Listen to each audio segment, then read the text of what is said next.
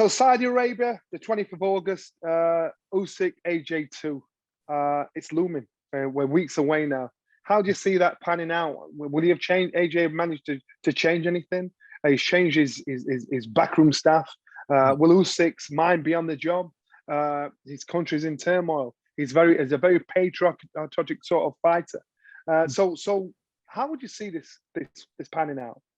Boy, this is a really provocative fight for me. I mean, going into the first bout, Joshua was the favorite. If he's the bigger, stronger man, Usyk coming up in weight, but he proved to be the better fighter. And he didn't knock him out with a punch like Ruiz, caught a guy and you're off balance or you're hurt early and you don't recuperate. He outboxed him, he outfoxed him, he outmanipulated him, ring generalship. He had every kind of thing that just flummoxed Joshua every turn. Again, I've said this earlier, John. I mean, many people now are picking Usyk, even though they didn't the first time because he dominated Joshua. But for me, it's a legacy fight for Joshua. I mean, he beats him. He's got the mega fight with Fury. So that's on the line. If he loses that, he'll go back. He'll have a reputation as an outstanding fighter. But I think if he has any taint of greatness in him, he should win this fight, Joshua. Not easy. I don't think, I think most people probably think Usyk will win the rematch. But I'll pick Joshua only because I think this fight means so much to him, to his career, to his legacy, to the next fight, the Tyson Fury that people have been wanting to see for 5 years now. It never took place. So it's going to be very, very hard. I don't want to hedge the bet and say, I wouldn't be surprised if he loses, which I would not. But I'm picking him only because I think it has to mean everything to him. Usyk, he's the kind of guy, I understand the incredible problems his country's going through. He postponed the first time around, obviously for reasons that we can see. But again, I think he'll come in just as good. But I think it has to mean everything to Josh. He loses this, he loses the Tyson Fury fight.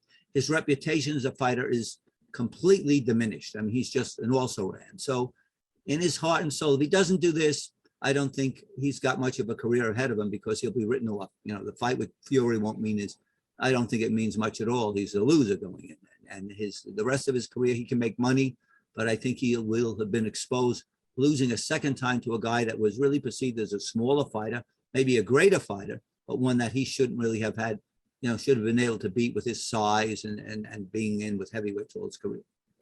And I kind of agree. I think I was probably surprised. I suppose it's the lessons of our sport that you've got to learn the lessons by going through experience to get wisdom. But I saw when Joshua and Usyk did the press build-up for this one again, and Usyk's got a camera to do a couple of selfies with him, and Joshua, they're standing there, they're stood there smiling like old friends. Now, straight away, I didn't like that. Straight away, I thought, historically, if you look at our fight game, you look at fights that they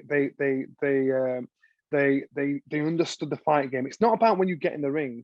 The fight actually starts months before you've actually got there. Look at what Duran did to Sugar Ray Leonard.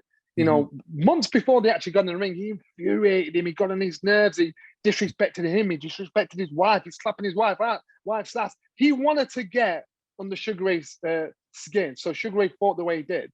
And that's how he got him. I'm quite sure he can pick many others. Mike Tyson beat most fighters before they've got him in. You know how to intimidate him. I found Joshua helped Usyk feel comfortable in his presence. Okay. And in doing that, Usyk will feel comfortable going into the fight thinking, I just have to do this. I personally, in this position, if I was with Joshua's team, if I was Joshua, I'd not want him to feel comfortable around me. I don't want to be your friend. I want you to think about me, think, shit, what's going on here? I want you to be thinking about me a long time before you get in the ring. So for me, that was the first mistake. I agree with you. I think Anthony Joshua can pull this fight off. I think he can pull this win. He'll have talked to many people and everybody will have said, do this, X, Y, Z.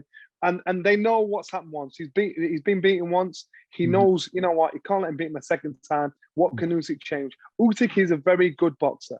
Anthony Joshua is a big, heavy-hitting heavyweight boxer and a very talented one as well. You've got to remember what he achieved from turning pro at 18 to now. He's knocked 22 of his opponents out. So that means he can punch. He's got the size. He's got the weight, that natural weight. It's just the tactics that he chose. I believe now he's intelligent enough and smart enough. He's got a team around him to know, look, you're going to bring something else to the game. And then if you look at the fight after the first one, Usyk looked like he'd been run over by a truck, even though he won. And won well, almost stopping Joshua. He looked like he'd been run over by a truck. His face was in an all right state. How have you ever seen Usyk like that? No, we haven't. So I agree with you. I think this fight's there for Anthony Joshua to become a 3-time heavyweight champion of the world.